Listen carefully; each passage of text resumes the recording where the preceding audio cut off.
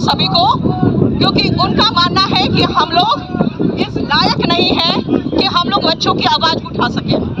ठीक है,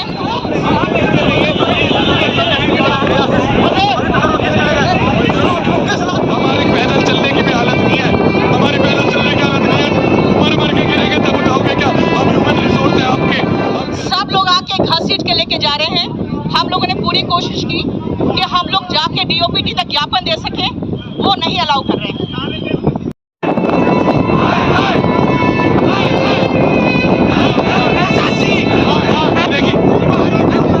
ये जानते हैं इस प्रोटेस्ट के बारे में।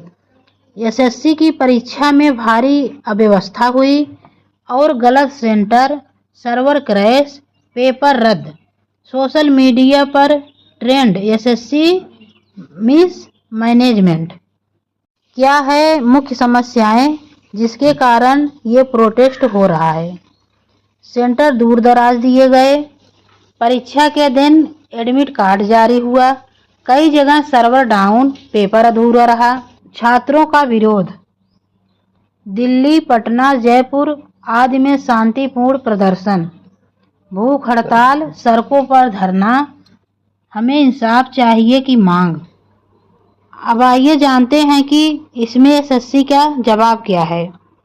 बयान है कि परीक्षा समान थी, अभी तक जांच या दोबारा परीक्षा की घोषणा नहीं हुई है। अब देखते हैं कि छात्र क्या चाहते हैं। दोषियों पर कार्रवाई हो और प्रभावितों के लिए री एग्जाम हो, पारदर्शी प्रक्रिया की गारंटी हो। अगर आपने कभी रात 2 बजे तक पढ़ाई की है, अगर आपने कभी चाय के साथ किताबें पी है, अगर आपने कभी किताब के पन्नों में अपना बचपन छोड़ दिया है, तो ये कहानी ज़रूर सुननी चाहिए। और अगर आप सत्ता में हैं तो इस बात पर सिर्फ सुनिए मत, जवाब दीजिए। एसएससी 2025 की परीक्षा जो लाखों छात्रों के लिए भविष्य की चाबी थी, अब देश के सबसे बड़े घोटालों में बदल रही है। और ये घोटाला सिर्फ पैसे का नहीं, भरोसे का है, उम्मीदों का है, सपनों का है।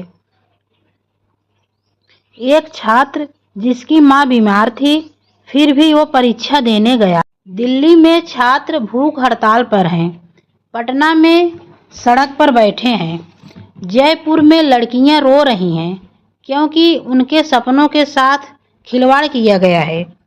मीडिया चुप है और सरकार शांत है। एसएससी गूंग बैठा है, लेकिन स्टूडेंट अब चुप नहीं रहेगा। और जब ये सब हुआ, एसएससी की तरफ से सिर्फ एक लाइन आई कि परीक्षा शांतिपूर्वक संपन्न हुई। मतलब जो छात्र परेशान हुए वे क्या झूठ बोल रहे हैं?